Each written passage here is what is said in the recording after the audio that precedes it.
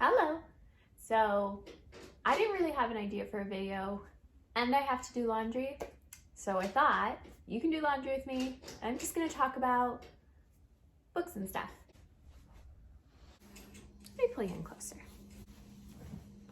There we go. Okay. Yeah, okay.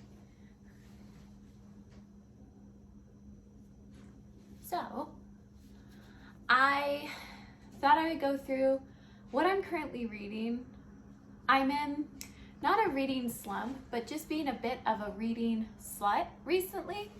So I'm currently in the middle of 6 different books and behind on my reading for the month of June. For the month of June, I've actually only read 1 book.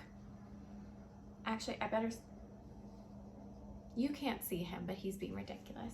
I'm realizing the lighting's not great either. Hold on. Aha, a little bit better. Anyways, forgive the hair. I fell asleep with it wet, so it's kind of curled, not really styled or diffused, but anyways, I thought I would talk about what's going on with my reading because this is a weird month. So it's currently like the 6th or something like that, and I have read a total of 1 book. It was a good book. I read Act Your Age, Eve Brown.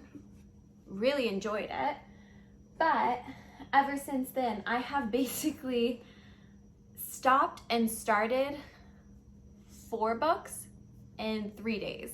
So not great numbers, to be honest. And it's not necessarily that I'm in a slump. I'm enjoying what I'm reading. I'm just I'm in a weird like no commitment phase with a book. I'm starting it, I'm stopping it, I'm putting it aside, barely coming back to it. So that's where I'm at. I realize if you see my underwear, well, that's just welcome to my channel. But I'm gonna talk about the books that I have started to read this month, because why not?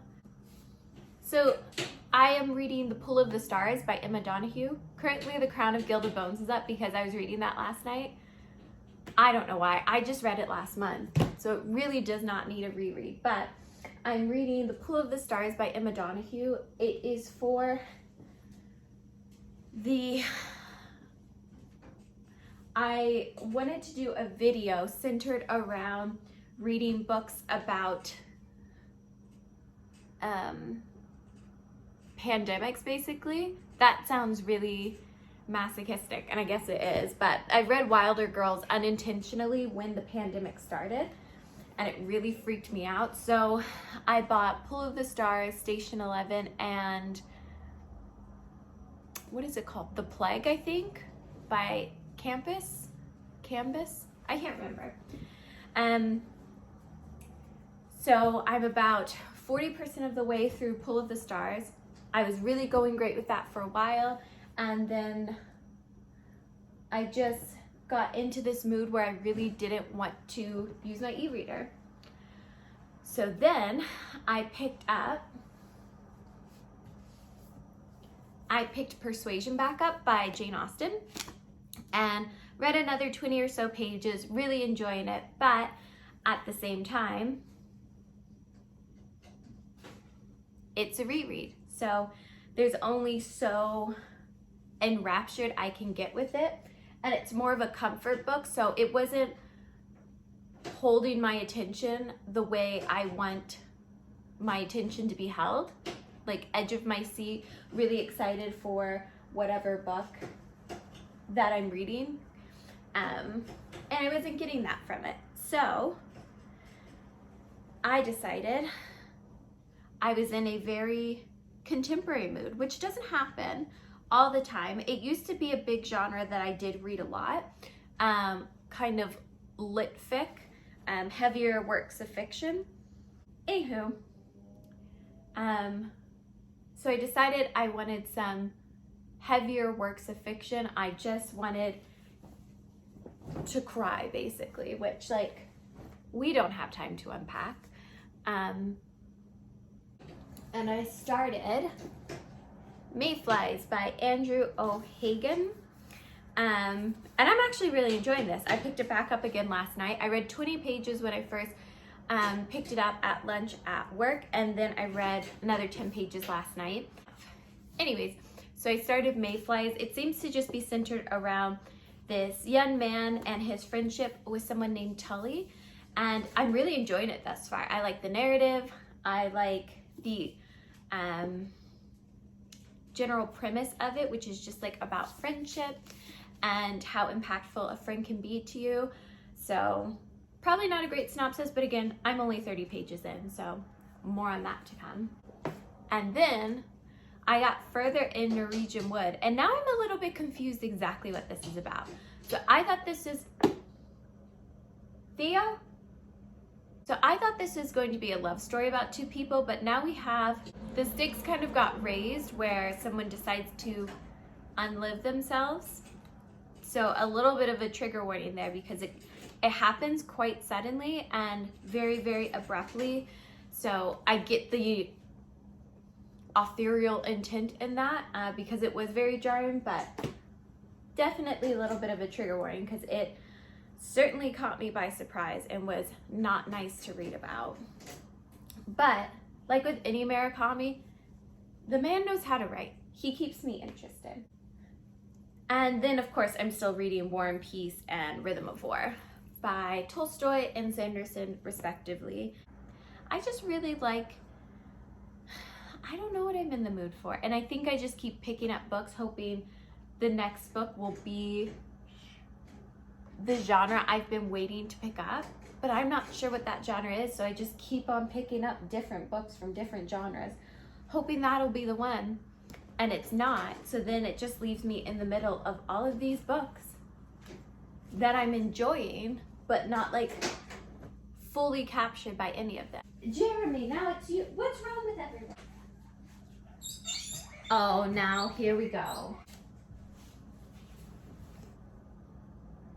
Anyways, so my guinea pigs, I swear they don't make a lot of noise until I turn on a camera, and then they lose their minds. So I'm basically I have started a book in almost every genre this month. Maybe I am in a reading slump. I don't know, maybe slumps look different to different people, because I always figured a reading slump meant you weren't reading anything, but maybe for me it just means erratic reading, because I don't think I've ever properly been in a mood where I will not read, because it's just part of my daily habits. Maybe I need to start nonfiction. I think that's the only genre I'm missing, which would be kind of fun. Let's just round it off and get a little bit of something and everywhere, which, yeah, why not at this point? I don't even know if this will make it to a video, but it was fun to do. I guess I can fold my underwear while you guys are here. Something else I wanted to talk about is the theaters reopened this weekend. So my partner and I obviously got vaccinated and booked as soon as vaccinations opened up for people in our age range, and the theaters are opening up again on Thursday of this week, just in time for us to go see In the Heights. In the Heights is a full Latin Broadway musical that is now being transitioned into a movie. It was supposed to come out last year. The pandemic hit. I was so excited. Pandemonium hits. Due to the pandemic, everything shuts down, so it gets pushed. Finally, it premieres this Friday. And when I tell you, I am so looking forward to it, I don't even think that puts it into words. So if you're unaware, my dad is Dominican, my mom is Latina, and what it means to see a full range of color and a full cast of Latin representation in a major cinema, but also that isn't centered around Pablo Escobar, gang violence, drug violence, or any stereotype but really centers around a community of immigrants that struggle with love and poverty and just what any other normal community deals with. It sounds so crazy to say, but to see that represented on the big screen, like already knowing it was going to be a movie adaptation and the trailer coming out, I cried just watching the trailer, just because it sounds crazy, but it's such a big step for the world to be taking. And it's really empowering to see everyday stories being told that everyone can relate to, but is specifically centered around a Latin cast. There's bilingual songs in it that are half English, half Spanish. And I'm so grateful to see a story like this being told. I think a lot of people don't understand why it can mean so much to a certain community to see these types of things. But to that, I would say you've probably grown up seeing communities that were yours represented. Now, I am white passing. I understand that. So I never struggled with growing up and seeing faces that looked like mine. But what I did grow up with was seeing my community absorbed into a narrative that is such a small and ridiculous portion of it.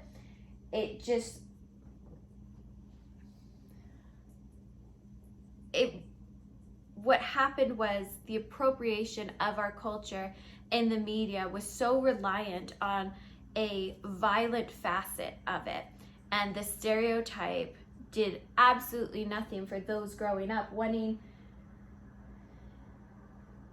to see all aspects of our community represented.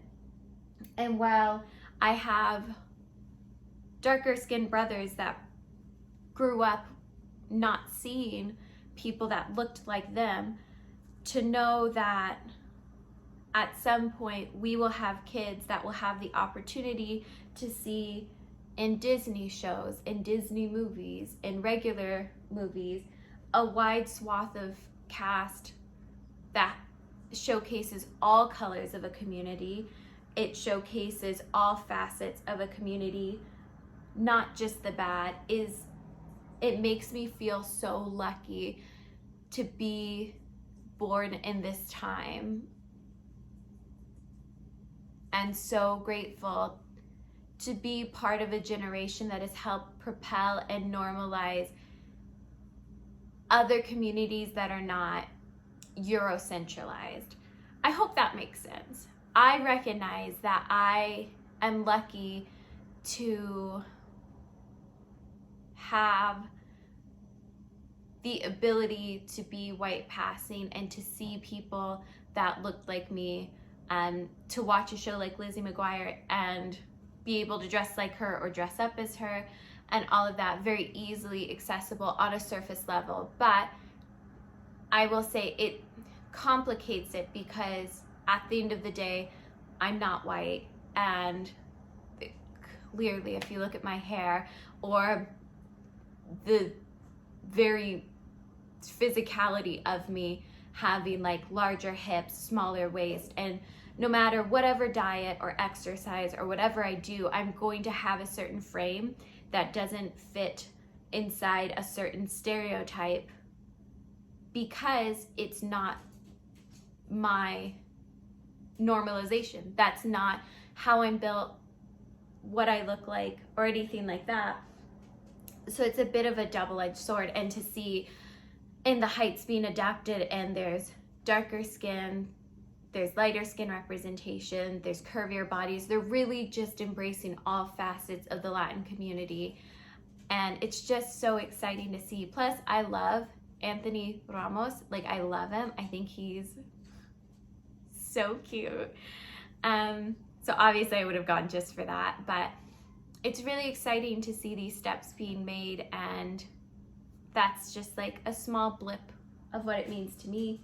And with that and my little face wash headband, I guess that's the video.